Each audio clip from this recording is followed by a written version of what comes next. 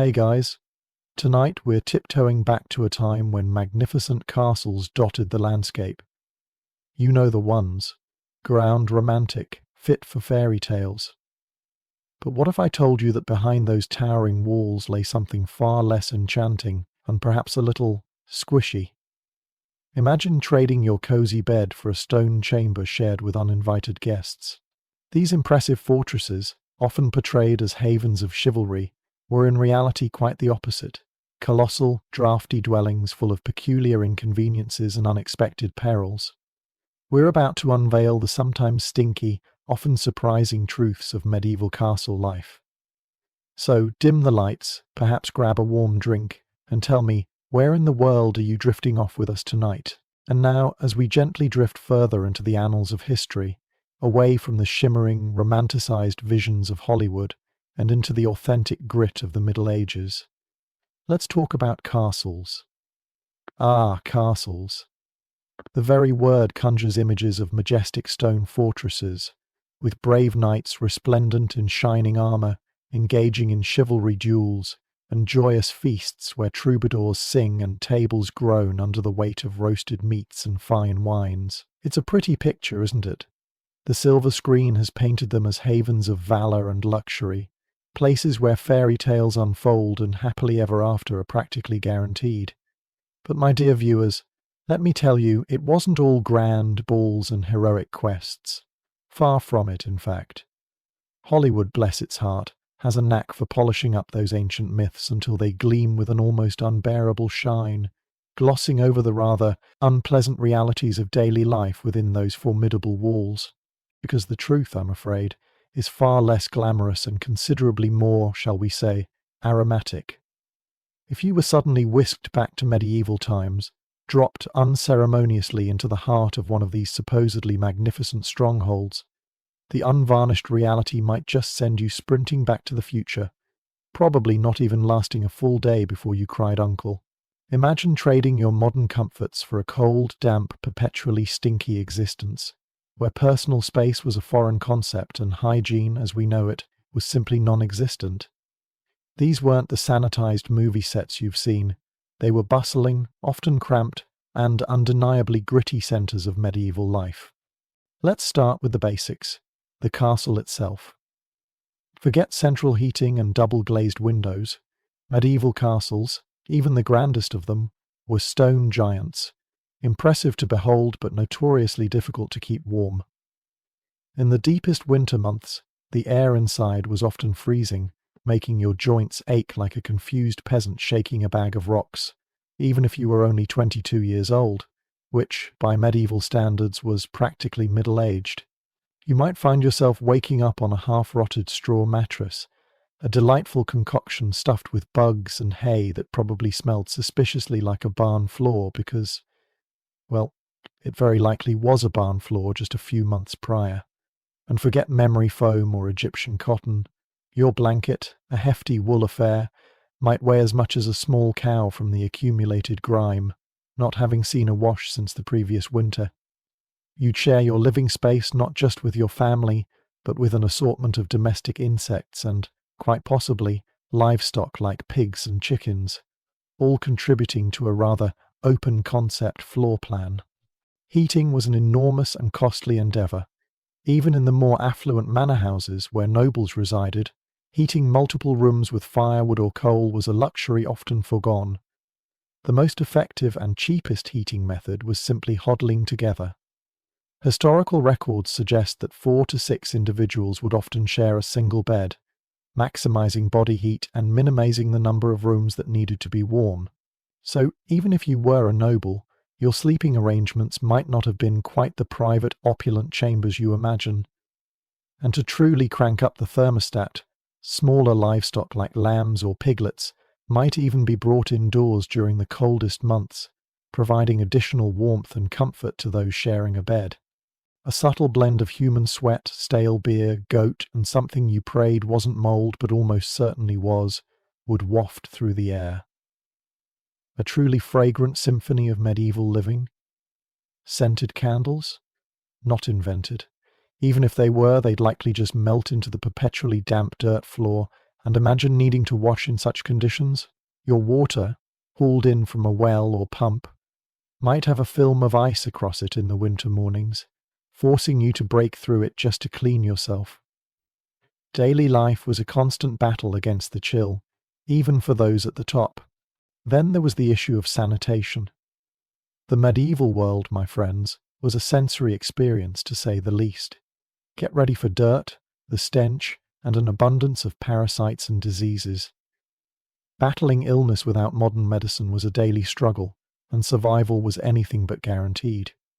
Disease was rampant, and medical understanding was, well, rudimentary. If you fell ill, the prevailing belief was often that your bodily health was linked to your spiritual well-being, implying that your sickness might even be a consequence of your sinfulness. Physicians were admonished to first call for a cleric, the physician of souls, before applying any physical medicine, with the idea that if the spiritual cause was removed, the bodily effect would follow.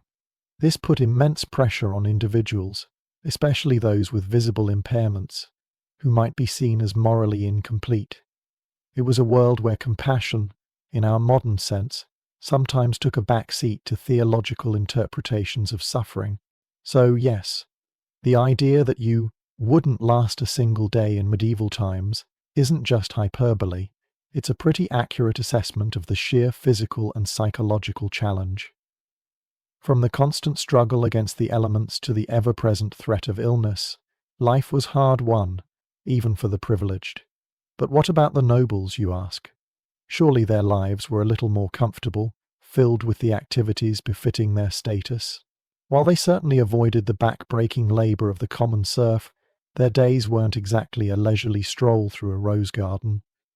They would, of course, regularly attend Mass, a crucial part of medieval life for everyone, regardless of social standing. Beyond religious devotion, however, their pastimes could be quite... Imagine, if you will, the king or the lord of the castle, not just overseeing banquets, but also dabbling in a bit of what we might call medieval problem-solving. In a world without formal prisons as we understand them, the castle dungeon served as a crucial, if grim, tool for control. Our recent delves into simulated medieval worlds, such as those in Medieval Life, such as those in Medieval Gallant. Here, we saw ambitious leaders constructing elaborate underground dungeons, complete with multiple cells and iron bars, specifically designed to trap and contain their adversaries. The objective wasn't always immediate execution, but rather imprisonment, a means of control and leverage. One particularly ingenious, if slightly terrifying method, involved a trapdoor at the front gate, designed to drop unsuspecting ambassadors directly into the dungeon below, where they would be encouraged to part with their armor and weapons. And if cooperation wasn't forthcoming? Well, some plans included the introduction of a rather toothy friend, a tamed crocodile, into the pit. The thinking was, if the prisoner met an untimely end via the crocodile, it wouldn't be seen as an assassination by the lord, but merely a tragic accident while attempting to escape from a wild animal. This strategy, as some simulated medieval kings discovered, was absolutely foolproof, with unsuspecting visitors falling for it time and again. The overall goal, to kidnap and secure rivals without broadcasting a kill message to the entire server, maintaining a veneer of plausible deniability while slowly filling up the cells. These weren't exactly the lavish feasts Hollywood promised, but rather cold stone cells, where one might be sharing a very different kind of company. So, while nobles might not have been battling fleas in a straw mattress to the same extent as a peasant, their discomforts were of a different nature, a constant awareness of the precariousness of power and the lengths one might go to maintain it, even resorting to the grim realities of imprisonment and sometimes implied torture. It certainly adds a darker hue to the romanticized image of castle life, doesn't it? This, then, is our journey.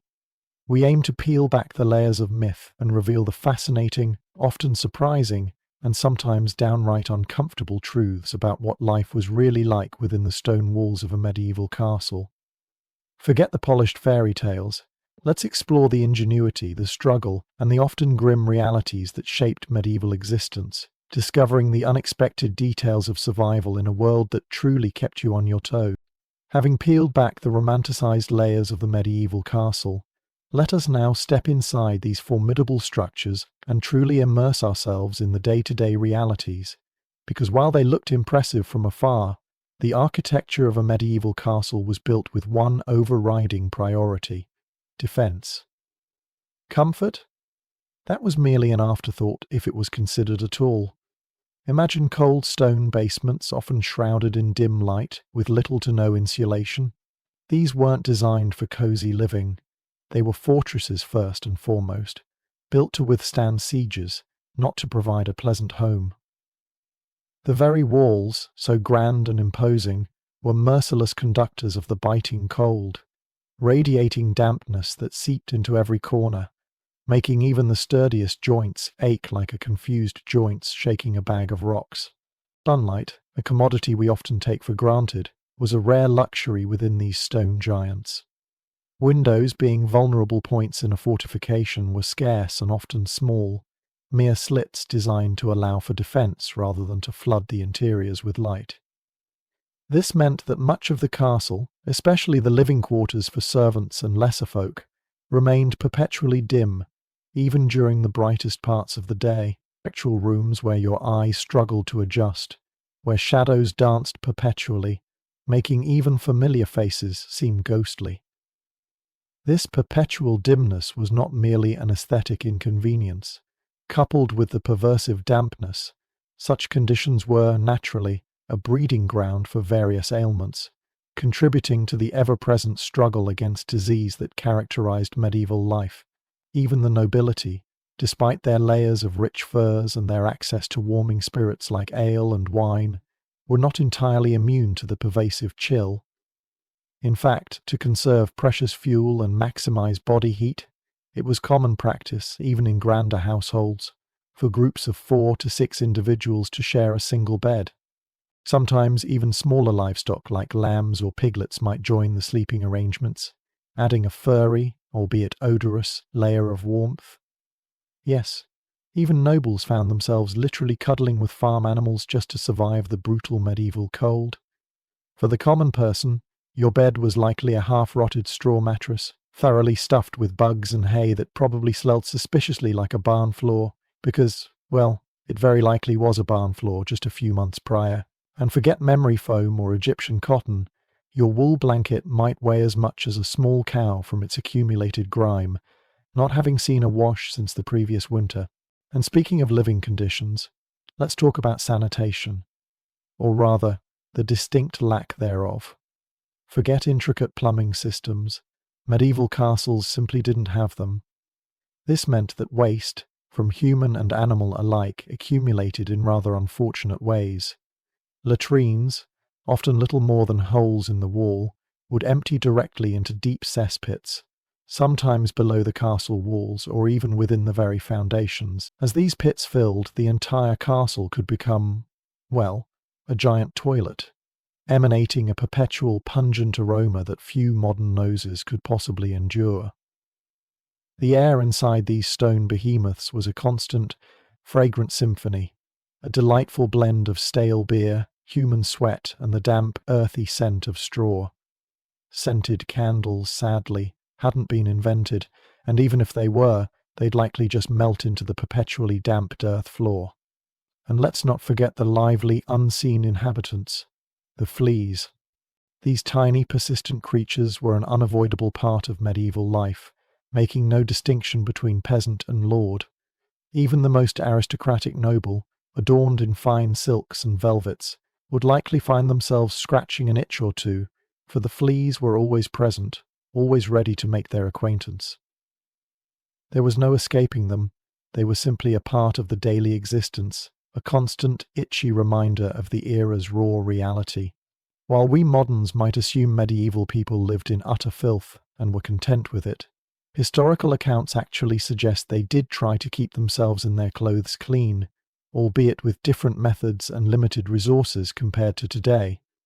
But with little access to heated water and a lack of proper drainage, frequent bathing was simply too much hard work for most ordinary people. As for keeping warm and cooking, Open fires were the order of the day. Imagine roaring hearths, often poorly vented, filling the large cavernous rooms with a constant haze of smoke. Cooking was done directly over these flames, often in wooden kitchens which, as you might imagine, presented a significant fire hazard. Houses, often built with thatched roofs and clustered closely together, risked the entire neighborhood going up in flames from stray sparks. This led to practices like the curfew, literally cover fire, where fires were covered at night to prevent such disasters. It wasn't until later periods that more sophisticated stone fireplaces and chimneys became commonplace, offering a modicum of safety and better smoke management. The smoky interiors would have taken a toll on the inhabitants' respiratory health, adding a layer of daily discomfort to medieval castle life. And finally, let's turn our attention to the medieval dinner table, where class distinctions were perhaps most starkly illustrated. For the wealthy nobility, meals were a grand affair, a display of power and abundance. Their tables groaned under the weight of roasted meats, succulent and rich, accompanied by delicate pastries and a steady flow of wine. These were not just meals, they were social events, opportunities to impress and assert status, often featuring imported delicacies and precious spices like pepper, which were literally worth their weight in gold.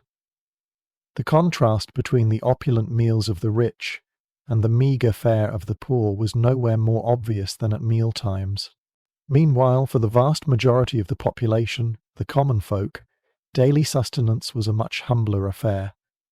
Their diets consisted primarily of hardy staples like beans and peas, which were often dried and could be stored for years, providing crucial sustenance against bad harvests. Eggs were a prized protein source for those fortunate enough to own chickens, though chickens were rarely killed for their meat.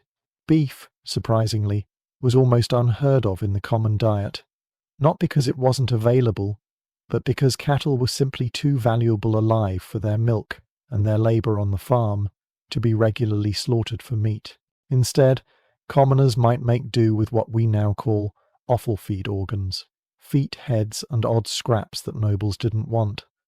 A pig head, for instance, might be given to a peasant family as partial payment for their work, with nothing going unused.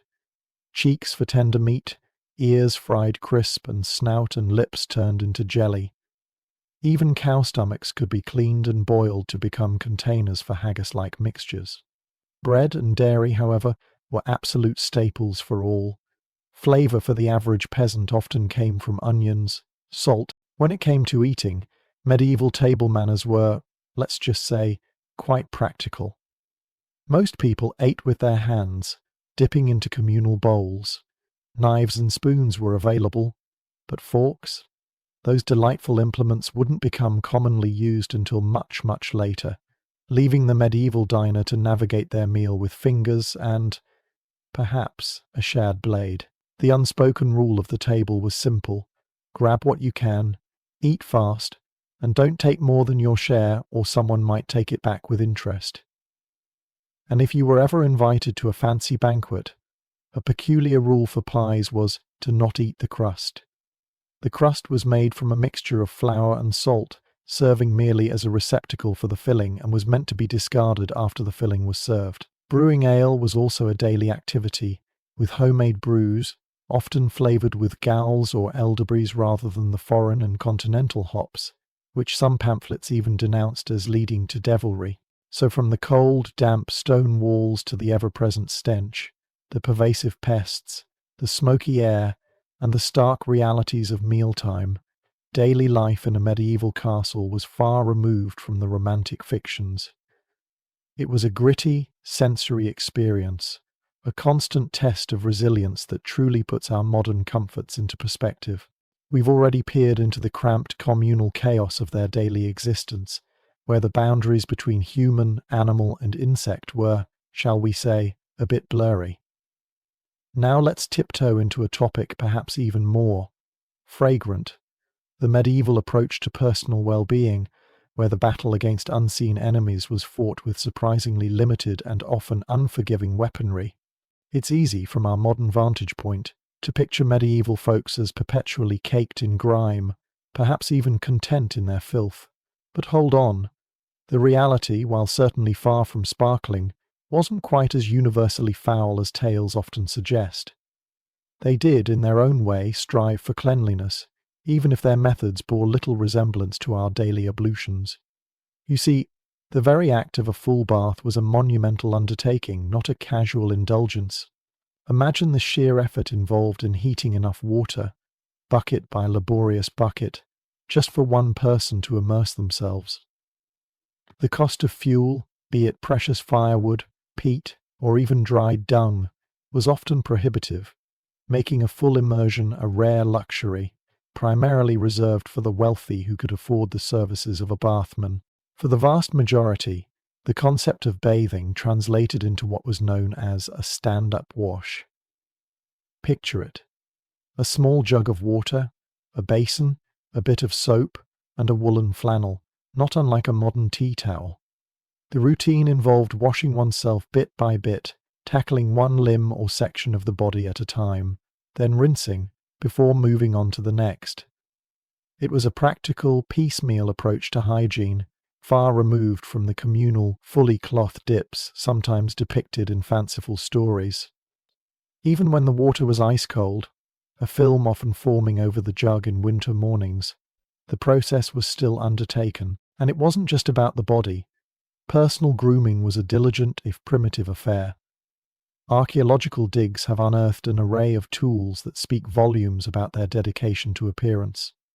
Razors for shaving, tweezers for stray hairs, and combs to tame unruly locks. Perhaps most curiously, miniature ear spoons, sometimes called ear picks or ear scoops, were quite common, often made from wood or metal, and even worn on a chain around the neck, ready for immediate use in removing earwax or cleaning fingernails. For those in the northern lands, particularly the Vikings, even hair and beards received special attention. They utilized a soap containing lye, not just for cleansing, but to bleach their hair and beards to a fashionable blonde, a process that conveniently helped keep them free of lice.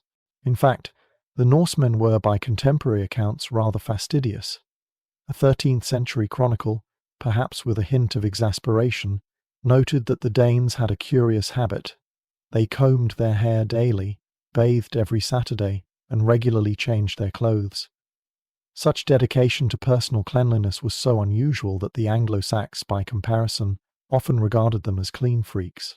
They even suggested, perhaps with a touch of jealousy or suspicion, that this Viking cleanliness was what allowed them to undermine the virtue of married women and even seduce the daughters of nobles. So, while the air in a medieval town might still carry a fragrant medley, the individuals themselves weren't necessarily resigned to perpetual grubbiness. Yet beyond the daily struggle for freshness lay a far more pressing and often grim reality: the constant, invisible war against disease and mortality. Life, as we understand it, was a fleeting, precarious gift. Imagine being considered middle-aged at just 22 years old. This wasn't an exaggeration or a cultural quirk. It was a stark reflection of the brutal realities of the era. Childhood mortality was rampant, and even if you survived those perilous early years, a myriad of threats awaited. The medieval world was a microbial minefield, a battleground where the human body was constantly under siege. Plagues were not just isolated incidents, they were recurring, devastating waves that swept across continents. The infamous Black Death of the 14th century, for example, decimated populations on an unimaginable scale, leaving ghost towns and shattered societies in its wake. But even outside of these catastrophic outbreaks, daily life was fraught with health hazards. Food preservation was rudimentary at best, relying on salt, smoke, or the vagaries of winter air. Meat, if you were lucky enough to get it, often hung for days, exposed to flies and the nibbling of rats. Bread, the cornerstone of the peasant diet, could be bulk up with bark, sawdust, or even clay in desperate times. More terrifyingly, rye crops could be afflicted by ergot, a fungus that, when ingested, caused convulsions, hallucinations, and frequently death. It was, quite literally, like eating bread laced with LSD and tetanus. The understanding of disease was, to put it mildly, primitive. The concept of germ theory was centuries away from being discovered.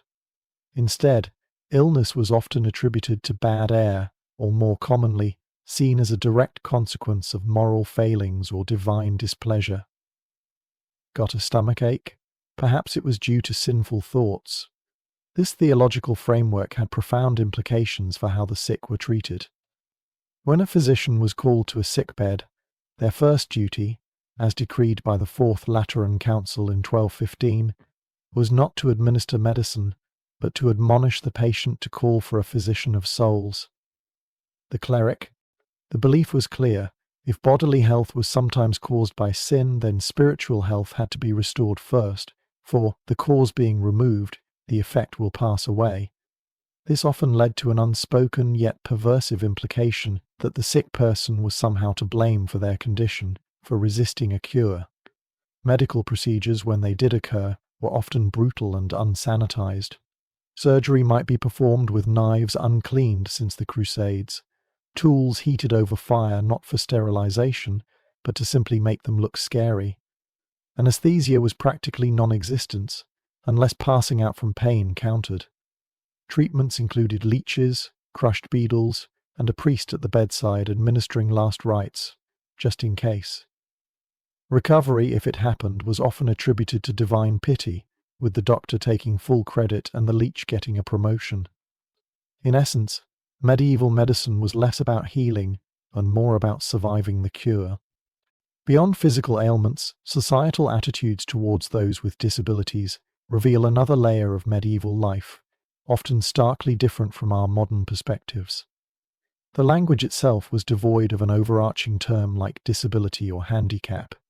Instead, individuals were categorized by their specific impairments, referred to bluntly as the dumb, the deaf, the cripple, the fool, and the lunatic. For the most part, individuals with impairments remained within their communities, cared for by family, friends, or neighbors, as formal institutions were scarce.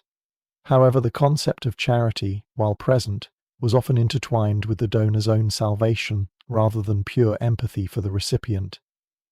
Yet a darker side to this societal view also existed. In some instances, disabled individuals were not merely pitied or cared for, they were exploited for public amusement. Imagine, if you will, the scene described in 1425 in Paris. 4 blind men, armed with sticks, placed in a park with a strong pig. The spectacle was advertised by leading the blind men through the streets with a banner depicting a pig and a man playing a bass drum. The amusement wasn't about killing the pig, but about watching the blind men injure each other, swinging wildly, often hitting their fellow blind competitors instead of the animal. This deliberate cruelty, a public humiliation, was not a one-off event. Such mocking of the blind occurred regularly in medieval France, documented alongside other public shows like cockfights and juggling, as if it were a perfectly unremarkable occurrence. It wasn't until the late 12th century, with figures like St. Francis of Assisi, that attitudes began to shift, fostering a greater emphasis on true compassion and care for the sick and infirm. If you've drifted with us this far, you might wonder where a weary soul might rest their head after a long medieval-sidal day. Prepare for your modern sensibilities to be gently stirred, for the medieval notion of a good night's sleep, to put it mildly, was an entirely different beast from the plush comforts we take for granted today. Picture the typical medieval bed. Forget dreams of towering 4-poster beds from Hollywood films or even the rustic simplicity of a tidy cot. For most, the sleeping surface profoundly basic. Imagine, if you will, a simple wooden frame, or for many, merely a designated spot on the bare earth or a rough, round Zeno floor. This base was then topped with a large sack, perhaps woven from coarse cloth or leather, stuffed with dried plant material, mostly straw or hay, ever abundant and humble. This organic stuffing, while readily available and cheap, brought its own challenges and charms, depending on your perspective. Over weeks and seasons, this initially innocuous straw underwent a notable transformation. Once crisp and fresh, it inevitably compacted, decayed, and shifted, forming stubborn lumps and uneven hollows that offered no consistent support. Imagine trying to find a comfortable position on a surface that actively resists you, constantly reminding you of its unevenness. Beyond physical discomfort, there is a less visible but ever-present community within the straw. This natural mattress served as an inviting, cozy habitat for countless tiny, unseen residents. Without delving into microscopic details, suffice it to say the straw offered ample opportunity for a thriving ecosystem of minute creatures seeking warmth and shelter, an intimate coexistence, whether desired or not. For bedding, medieval people relied on heavy woolen blankets. These were certainly effective at trapping precious body heat, a vital function in homes rarely equipped with anything resembling modern heating. Yet, these blankets, often woven from coarse, unprocessed wool, were rough and itchy against the skin. Far from the soft, breathable fabrics we use today, and perhaps unsurprisingly, with limited resources and infrequent washing, these blankets rarely enjoyed the freshness of a proper clean. They accumulated dirt, odors, and the weathered patina of daily life, becoming heavy, silent repositories of the household environment. The idea of a soft, fluffy pillow, perhaps stuffed with feathers or the cool, smooth touch of freshly laundered sheets, was simply beyond the wildest dreams of the average medieval person. No memory foam cradling your body, no personalized comfort settings adjusted by remote. Just raw materials from the earth, minimally processed and arranged for basic survival through the cold night. Yet beyond the rudimentary nature of the bed, another striking difference emerges: the profound communal nature of medieval sleep. If the notion of a private bedroom with a locked door feels like an inalienable right to you, prepare for your concept of personal space to be gentle but thoroughly redefined. Privacy, as we understand it today, was an extraordinarily rare and coveted luxury, perhaps away in sprawling castles with multiple rooms. For everyone else, especially the vast majority of common folk, sharing was not just a courtesy, it was a fundamental necessity, an unspoken social contract, and often the most practical solution to daily challenges. Historical records and the quiet whispers of archaeology reveal that bed sharing was commonplace, even in wealthier manors among groups of servants. Picture, if you can, 4 to 6 individuals, sometimes more, all crowded onto a single sleeping surface. This was not merely a quaint historical custom, it was a highly practical strategy born of economic and environmental realities. By minimizing the number of rooms needing heat, a costly and labor-intensive task involving gathering and burning precious wood, charcoal, or peat, body heat became the primary, most reliable heat source. Imagine the collective warmth generated by multiple bodies huddled together on a freezing winter night, a true human hearth against the biting cold seeping through thin walls and leaky roofs. This wasn't just about comfort, it was about survival, a shield against relentless chill, and this communal spirit extended beyond the family. Even in inns or guest houses, where weary travellers sought temporary shelter after long journeys, a private room was virtually non-existent. Instead, a large, shared room, often dimly lit and heavy with the scent of ale and wood smoke, served as a dormitory. Here, strangers from diverse walks of life might find themselves sharing a single large bed, or even a massive one, with 10 or 12 others. Imagine the symphony of snores, coughs, and restless movements emanating from such a gathering, each breath adding a small degree to the collective warmth of the shared space. The concept of a private room simply didn't exist for the average traveller. Rest was a communal experience, an involuntary intimacy with fellow companions. This arrangement, though jarring to our modern sensibilities, was simply the accepted norm, a logical consequence of limited space and the universal need for warmth and shelter, and the companionship didn't stop at fellow humans. For those in rural settings, especially in simpler one-room homes, sleeping arrangements often included four-legged friends.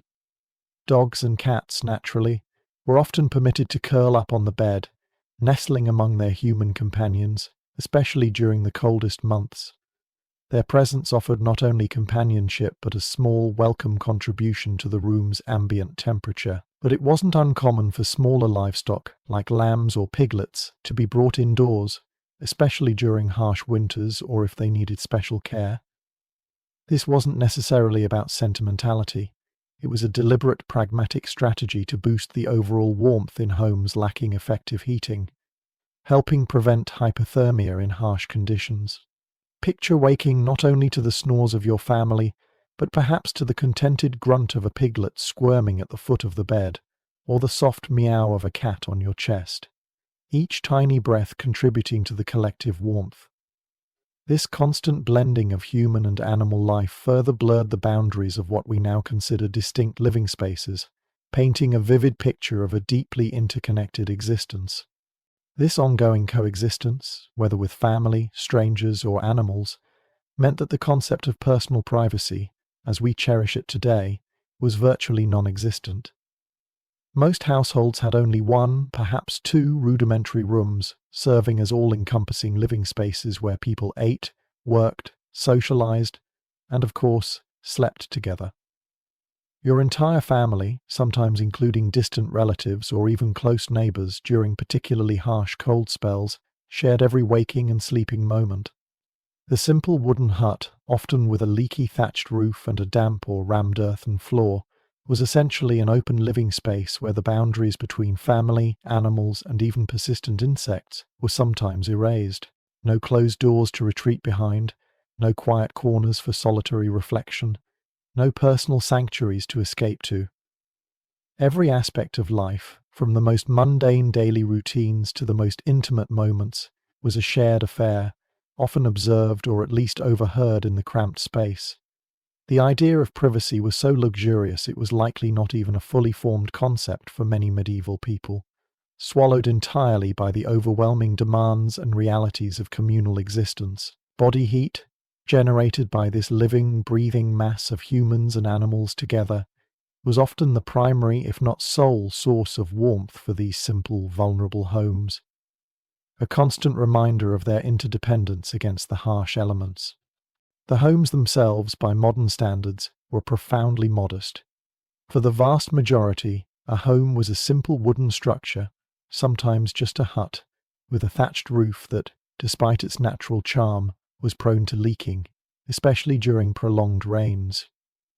Floors were often rammed earth, susceptible to dampness and cold, serving as a direct conduit to the chilly ground beneath. Windows, if present, were small, unglazed openings, perhaps covered with crude shutters or animal bladders, offering little insulation or light. Such homes provided minimal protection against the biting winds and persistent dampness characteristic of the European climate. In such an environment, the collective warmth of bodies, both human and animal, was not just a bonus. It was a critical factor in daily survival, especially during the long, dark, and often freezing nights of the medieval era. The notion of a thermostat-controlled environment, where a flick of a switch could banish the cold, was eons beyond their reality. Consider for a moment the stark contrast with the almost extravagant comforts of modern sleep and living, which most of us experience without much thought. The luxurious embrace of a memory foam mattress contouring to your body, crisp, clean sheets inviting rest, fluffy pillows cradling your head, the ability to adjust room temperature with a simple turn of a dial or a tap on a phone, crafting an ideal climate for rest, the undeniable luxury of a private bedroom, a personal sanctuary with a closed door, offering not just a barrier against sound and light, but a psychological refuge from the outside world and the clamour of others. These are not just conveniences, they are foundational elements of physical, mental, and personal autonomy that were entirely absent in medieval life.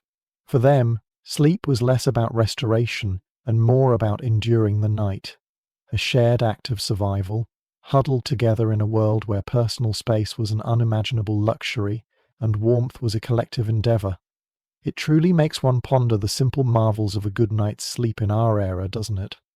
As you stirred in your uneasy sleep in that cramped, shared space, a new awareness might creep into your mind.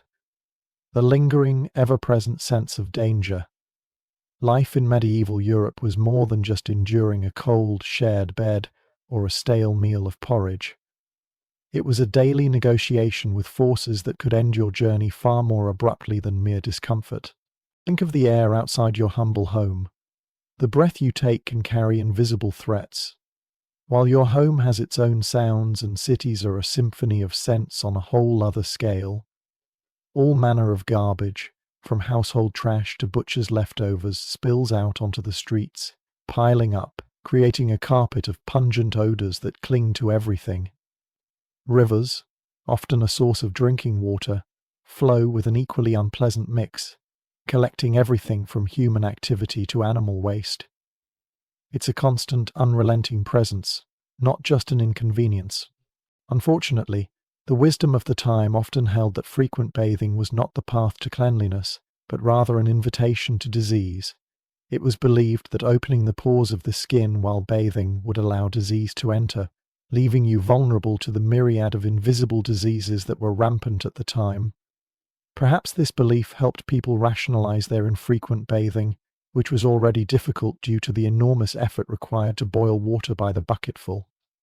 So instead of a refreshing bath, people could carry small sachets of herbs close to their noses, a subtle personal perfume in a world that desperately needed it.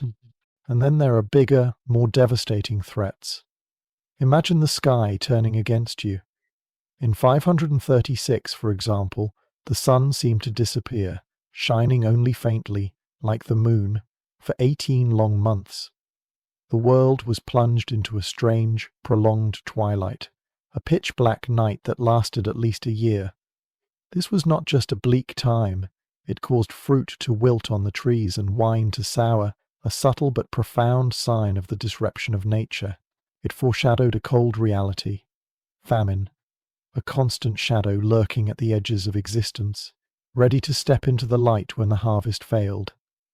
Such events, spawned by forces as remote as volcanic eruptions, cast a long, dark shadow over life, disrupting everything from daily meals to future prospects, leaving generations to grapple with the consequences. Speaking of the vagaries of nature, the rhythms of life itself were dictated by the seasons, especially when it came to food. There were no global supply chains or perfectly stocked supermarkets. Your meals, your survival, were entirely dependent on the capricious generosity of the land and the weather. A bountiful harvest was a blessing, but a poor harvest, often due to unseen changes in the climate as in 536, meant widespread famine, and even when the harvest was bountiful, other hands reached out to your harvest. A significant portion of your hard-earned grain, often a tenth of everything, had to be given to the church as a tithe. This was more than just a monetary offering. It often meant giving up precious seeds you desperately needed for the following year's planting, leaving your family hungry and vulnerable. The small amount of food stored in the tithe stores, which should have been safe, often fell into the hands of smaller, invisible enemies, rats. These unwelcome guests, along with their waste, spoiled large quantities of grain, turning it into a source of disease, adding another layer of anxiety to the already precarious lives of farmers. In addition to the invisible threats of disease and famine, there was the obvious danger of violence. The romanticized image of the brave knight jousting for honor and slaying dragons would have been almost unrecognizable to the average person in the Middle Ages. Knighthood was a brutal, pragmatic profession. In actual combat, knights, despite their armor, were terrifyingly vulnerable. The battlefield was not just a place of blows and blades, but also of unspeakable wounds, often leading to painful deaths from infections that modern medicine could cure in a flash. Without even a basic understanding of germ theory, a small wound could quickly become a death sentence, turning even a victorious battle into a personal tragedy. And it wasn't just the great battles that posed a threat. Simply getting from place to place could be a dangerous business. The roads, which were mostly muddy paths, were often infested with bandits. These pickpockets were a constant worry, making every trip out of your village a risk. You had to hide your few valuables, if any, deep in your clothes, a constant reminder of the constant danger of theft and attack. The very fabric of medieval society, the feudal system, provided a kind of harsh stability, but it was a stability rooted in extreme rigidity. For the vast majority, about 85% of whom were serfs, life was a fixed, unshakable destiny. You were tied to the land, forced to work it, and endure relentless labour and often brutal conditions. The idea of social mobility, of rising above one's status, was a distant dream, almost unfathomable. Your place was predetermined from birth, and for most, it meant a life of poverty, with little hope of escape. This rigid social structure was reinforced by a legal system that often seemed disproportionately harsh, especially for ordinary people. Even minor infractions could result in horrific punishments far beyond what we would consider fair today. Every aspect of life, from what you ate to what you wore, was governed by unwritten, and sometimes written, rules designed to maintain the established order. Consider, for example, the sumptuary laws. These edicts, which were particularly prevalent from the 14th century onwards, were designed to clearly demarcate social classes, preventing the emerging merchant class from imitating the nobility. As a commoner, you certainly wouldn't be seen in luxurious fabrics like velvet or silk, or in the colours reserved for royalty, royal blue, purple, or scarlet. Such displays of ostentation weren't just considered vulgar, they could be a direct challenge to established hierarchies. Even footwear was regulated. The long, pointed, p'd shoes that were popular at one point became so uncomfortable that they were eventually banned. Beyond its secular laws, the church wielded a pervasive spiritual overlordship, controlling almost every aspect of life. Your calendar, your daily routines, your understanding of right and wrong, even your birth, marriage, and death, all were under the church's watchful eye. Missing a prayer, failing to bow your head, even thinking a fleeting sinful thought was considered a transgression, and the consequences were terrifying. Priests painted detailed pictures of hell, a place of rivers of fire and boiling blood, a constant threat of eternal punishment that no earthly calamity could match. This pervasive religious power extended to even the most intimate aspects of life. Sex, for example, was seen as a dangerous moral frontier. The church's position was clear. It was for procreation only, and only within the confines of marriage. Any sign of pleasure, any deviation from the missionary position, or even complete nudity during the act, was considered sinful. The ideal was to experience as little pleasure as possible, and for those who dared to question or deviate from these rigid teachings, for heretics, the ultimate punishment was often burning at the stake, a terrifying end that served as a stern warning to all who might consider challenging the absolute power of the church. This fear, woven into the very fabric of existence, left little room for independent thought or spiritual deviation.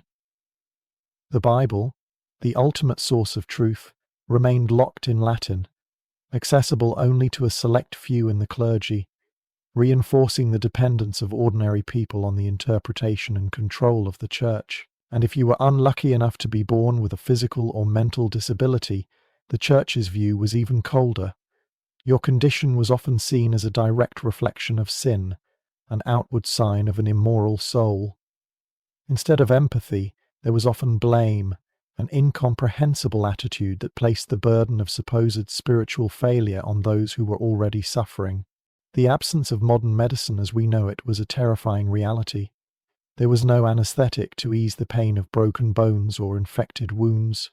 Surgery, when it was performed, involved unclean knives, often heated over fire, not to sterilize them but perhaps simply to look more frightening.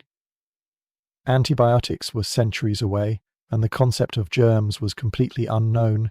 If you survived a serious illness or injury, it was often attributed to divine intervention, or perhaps to the skill of the doctor, who could take all the credit, while the humble leech, a common tool, might even be promoted. Aside from the physical hardships, life offered little in the way of ordinary entertainment or personal freedom. Leisure was a rare commodity, often tied to religious holidays or rare holidays, and was seen as a precious respite from the relentless toil. When entertainment did occur, it was often shockingly violent by our modern notions. Public executions drew large crowds, treated almost like carnivals, and animal fights, where dogs were unleashed on chained bears or bulls, were a brutal, common spectacle.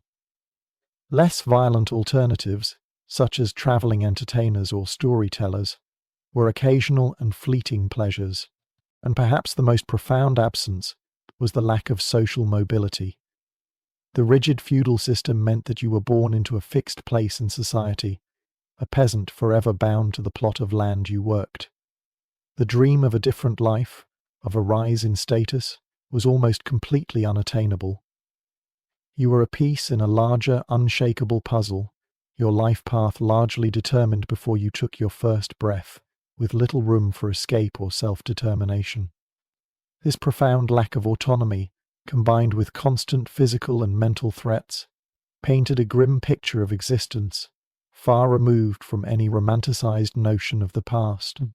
And so, as the faint glow of dawn would stretch across the medieval landscape, chasing away the shadows of the night, one might wonder if the endless cycle of hardship truly offered nothing but despair. Yet, within this tapestry of challenge, humanity has always woven threads of ingenuity, resilience, and cooperation. It is in the face of adversity that the brightest sparks of creation often ignite, illuminating pathways not just to survival, but to genuine progress and even a measure of comfort. Imagine, if you will, a world not so different from the sprawling digital landscapes many of us navigate, where the very act of existing demands resourcefulness. Here, survival isn't merely about enduring the elements, but about actively reshaping the world around you. We've already spoken of the basic necessities, the simple fare that kept body and soul together. But who brought these humble provisions into being? Who transformed raw materials into sustenance, or rough-hewn stone into shelter? It was, in large part, the tireless hands of the people, their skills passed down through generations, often unrecognized in the grander narratives of history. Take, for instance, the foundational arts of the home. The bread that formed the cornerstone of every meal, or the ale that offered safe hydration when water was a gamble. These weren't items bought from a store. They were crafted, often by women, whose hands meticulously kneaded dough or stirred simmering mashes. The rhythmic turning of the cheese press, separating curds from whey, was a vital source of protein, allowing for preservation and trade. These were not simply domestic tasks, they were skilled professions. Consider the cheesemongers of medieval records, often women, who ran bustling businesses, processing vast quantities of milk from their herds.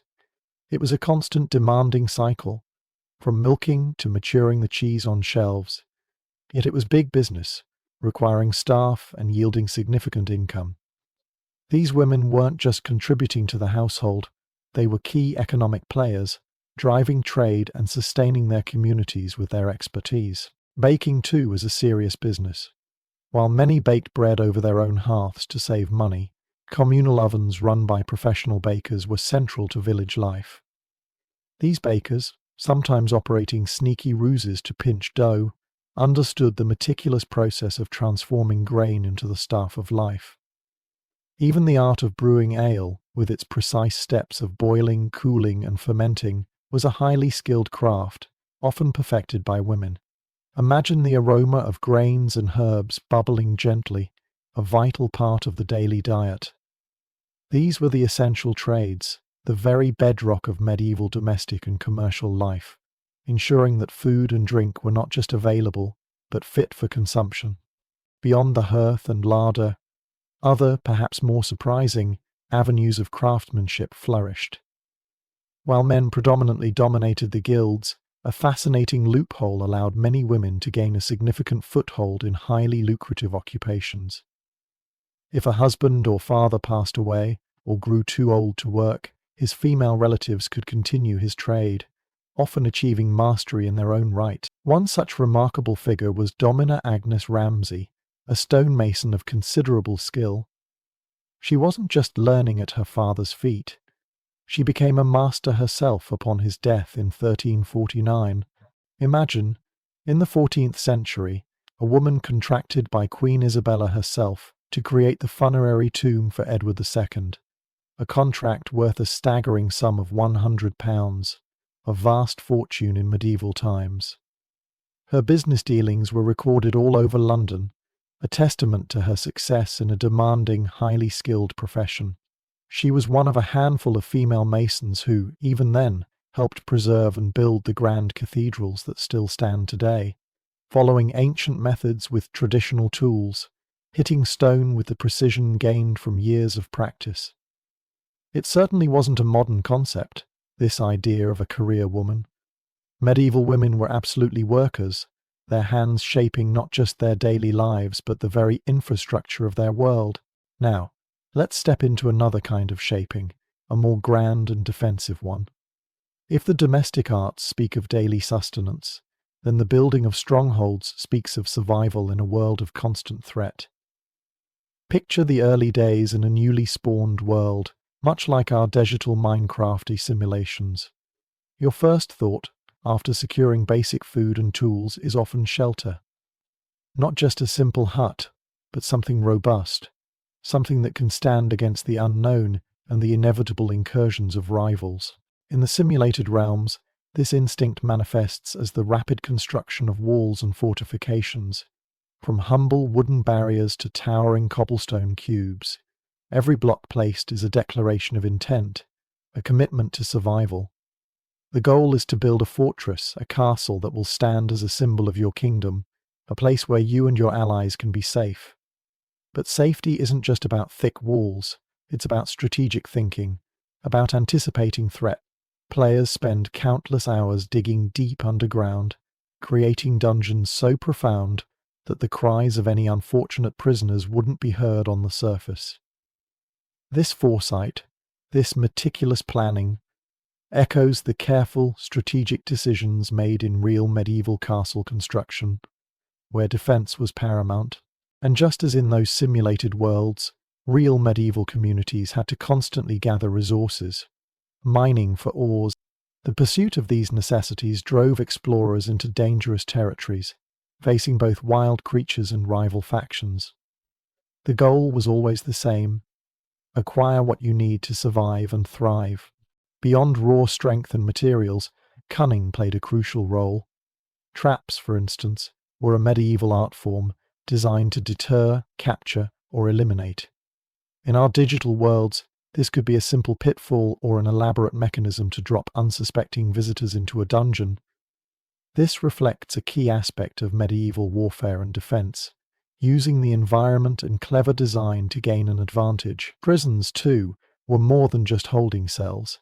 They were tools of intimidation, a way to demonstrate power and control.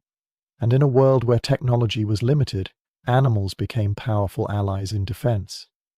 Imagine an army of tamed kangaroos in full armor, or loyal rhinos charging to your defense, a vivid echo of the war horses and guard dogs that served medieval lords. These animal companions weren't just decorative, they were an extension of the fighting force, transforming humble creatures into formidable protectors. Communication, too, played a vital role in these budding societies, both real and simulated. The simple act of sending a letter, a physical message carried across distances, was crucial for diplomacy. Just as players in Minecraft meticulously drafted letters to forge alliances, negotiate trades, or even issue threats, messengers and envoys to maintain connections and navigate the complex web of power. These diplomatic overtures were often fraught with hidden agendas, turning simple greetings into elaborate chess matches of trust and betrayal, all aimed at securing a favorable position in a volatile world. This constant push and pull, this dance between danger and opportunity, fostered an incredible capacity for adaptation. Surviving in such a dangerous environment wasn't about rigid adherence to old ways, it was about constant learning and improvement. In our digital parallels, this means leveling up, improving skills, and enhancing weapons and armor. Enchantment tables, once mystical wonders, become essential tools for survival, imbuing swords with sharpness and armor with protection. Roles like miner, farmer, blacksmith, and weaponsmith aren't just labels, They represent specialized quests and skill sets that drive progress. Each role is a journey, unlocking new abilities and contributing to the collective strength. The pursuit of legendary weapons, with their unique and powerful abilities, reflects the relentless human drive for superiority, for that decisive edge in combat. Just as a scythe could steal health from opponents, or a warhammer smash the ground, medieval people sought out and refined tools that offered superior performance, whether in battle or in daily labor. This perseverance, this unyielding drive to overcome, is not merely a gaming mechanic. It mirrors the broader narrative of medieval society itself. Despite plagues, famines, and constant conflict, the Middle Ages were not a stagnant era. They were a period of gradual yet profound technological development. Innovations in farming, the refinement of tools, and even the slow evolution of construction techniques all speak to a society that, faced with immense hardship, found ways to improve its lot, one small, hard-won step at a time. The quiet hum of a grinding wheel, the clang of a blacksmith's hammer, the steady hand of a weaver, these were the sounds of progress, born from necessity and nurtured by persistence. Finally, at the heart of this survival and innovation lies the power of social cooperation. No individual, no matter how skilled or strong, could truly thrive in isolation. The formation of kingdoms, both grand and humble, was a fundamental step towards stability. Within these fledgling communities, roles were assigned, mirroring the specialized skills needed for collective survival. The miner, delving into the earth's depths for precious ores; the farmer, tending to crops and livestock to ensure sustenance; the blacksmith, forging tools and armor; and the weaponsmith, creating the instruments of defense and offense. Each played a crucial part, their combined efforts far surpassing what any single person could achieve. This division of labor wasn't just efficient, it was a societal glue, fostering interdependence and mutual support. Trading, whether it be raw materials for finished goods or surplus food for rare enchantments, created vital economic networks. And when external threats loomed, these nascent kingdoms naturally sought alliances. Sometimes these alliances were fragile, built on shifting sands of convenience and quickly broken by betrayal. Other times they endured, forged in shared peril, transforming small groups into formidable forces. The constant negotiation, the wary trust, the strategic decisions of whom to align with and whom to confront, paint a vivid picture of the complex social dynamics that underpinned medieval life. It was a world where collective strength, forged through cooperation and innovation in the face of relentless challenge, was the ultimate key to not just surviving but truly building anew. And as the day drew to a close and the sounds of distant work faded into the evening, one could find solace in the knowledge that even in the toughest of times, the human spirit, with its boundless capacity for creation and connection, would always find a way forward. In the serene moments before, we have together explored how the medieval world, much like our simulated Minecraft kingdoms, echoed with the quiet melodies of adaptation and innovation. Our players have honed their skills, gathered resources, and forged alliances, preparing for a future they hoped to shape. But what happens when that meticulously built world faces its ultimate challenge? What happens when all rules are stripped away, and the raw, unshielded reality of life and death, in the Middle Ages, is fully revealed? Having witnessed the ingenuity and resilience that shaped medieval survival, let us now delve into that uneasy transition, a period where the very concept of an end was redefined, not as a gentle retirement, but as a stark cessation of existence. Let go of romantic notions of a fulfilling conclusion, of a long life enjoyed after years of labor. In the harsh reality of the Middle Ages, the idea of retirement did not exist.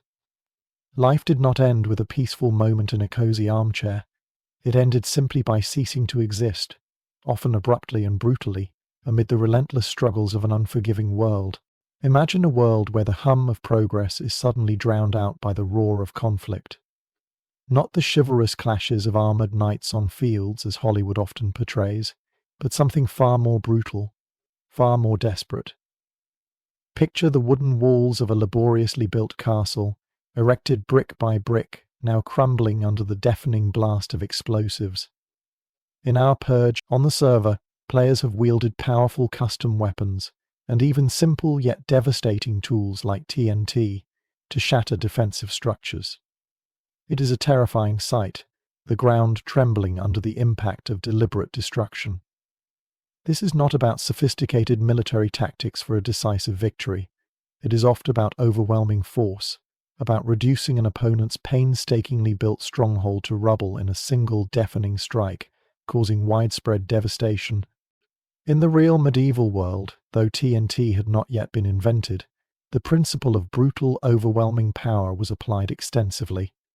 Sieges were not glorious events, but prolonged, painful struggles, where starvation, disease, and the relentless battering of crude siege engines slowly, ceaselessly weakened the defenders.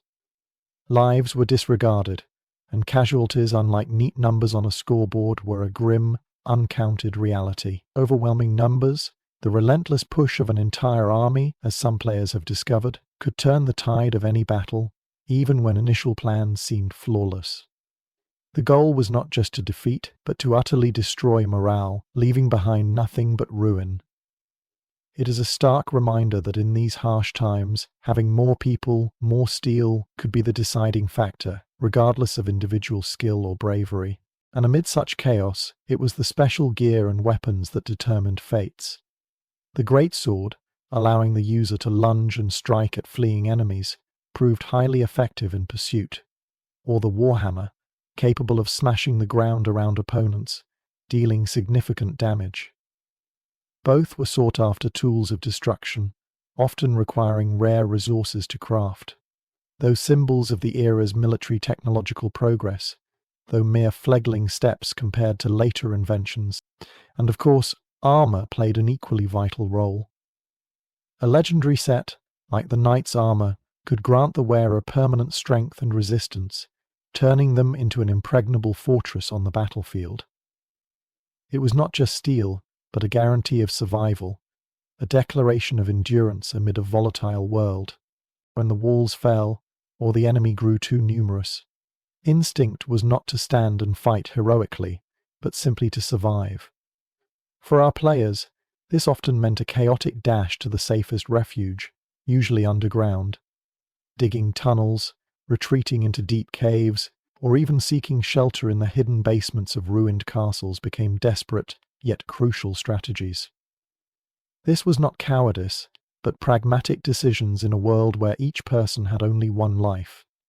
It was a retreat from the chaos above, a hiding into the earth to find a temporary moment of peace away from the rubble of fallen comrades, and the relentless pursuit of overwhelming armies.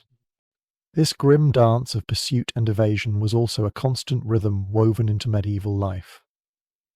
For those swept into the tide of war, or simply facing the unpredictable wrath of nature or human cruelty, escape often meant disappearing entirely. Fleeing into dense forests, finding refuge in remote caves, or simply blending into the vast anonymous countryside was a common solution, though often only temporary. In the real world there were no safe zones on the map, only a fragile hope of creating enough distance, or enough darkness, between oneself and immediate danger. The relentless pressure could lead to moments of complete exhaustion, where even the thought of sleep became a luxury, and each waking moment was consumed by the need to keep running. It was a life on the edge of survival, where even the most basic human needs like rest were subordinated to the immediate threat of annihilation.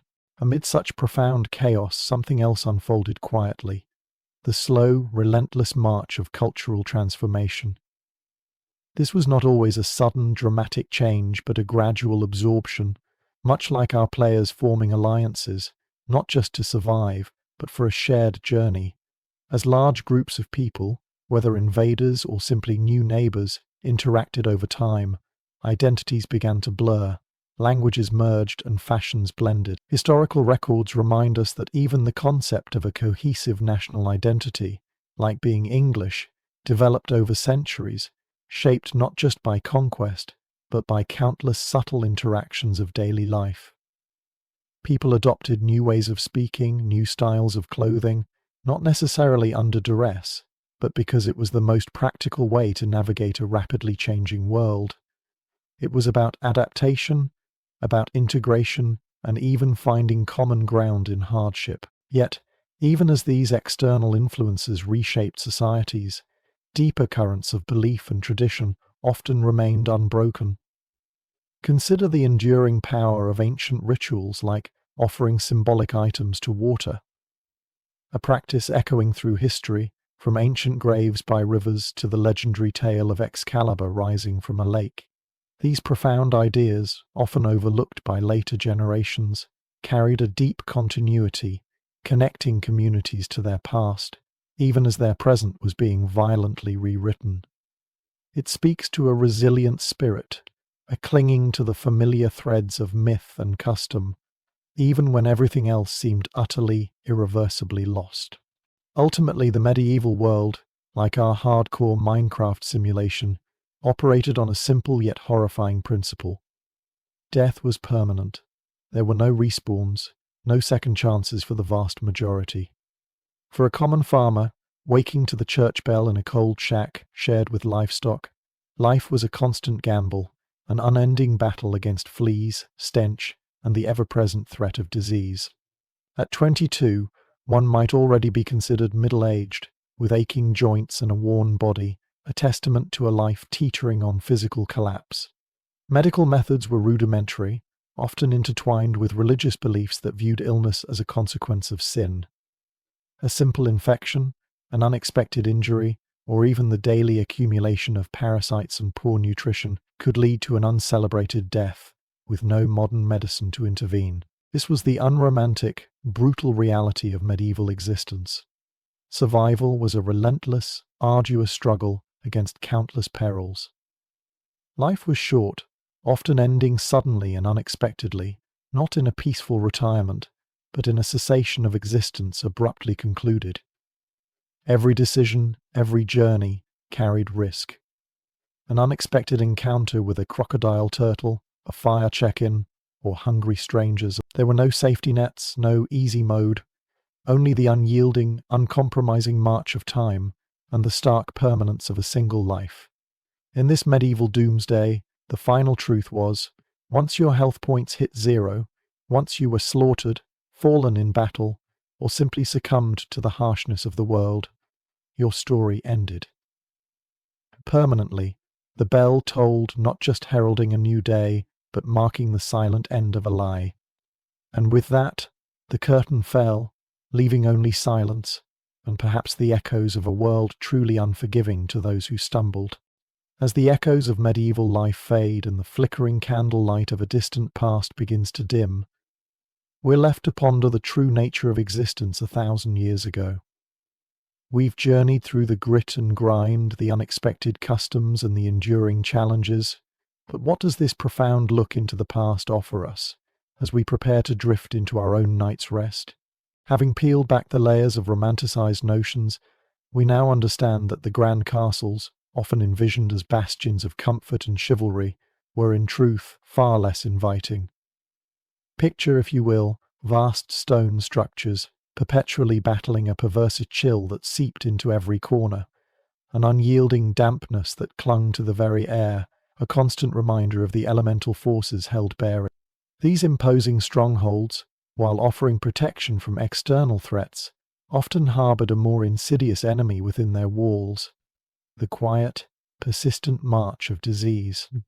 Sanitation, as we comprehend it today, was a luxury yet to be conceived, leading to environments where waste management was rudimentary at best, and the air itself could carry a fragrant symphony of less than pleasant odors, a unique blend of stale beer, human perspiration, animal musk, and something that in one soul was probably mold.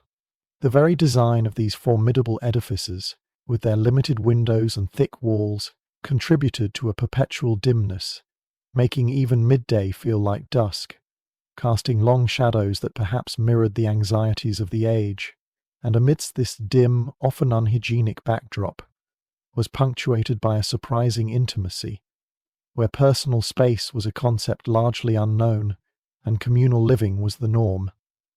Imagine shared beds, not just with family but sometimes with fellow travelers, a pragmatic arrangement for maximizing heat in a single, often firelit main room.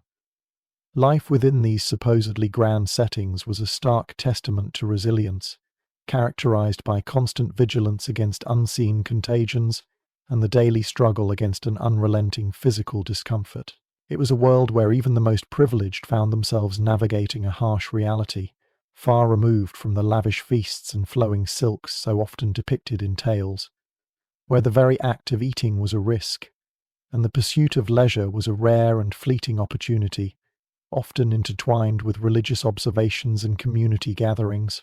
The ideal of the valiant knight, too, dissolves under the weight of historical scrutiny, transforming from a figure of romanticized heroism to one immersed in a reality of interrupted sleep, practical combat rather than grand jousts, and a life expectancy measured in decades, not a leisurely span.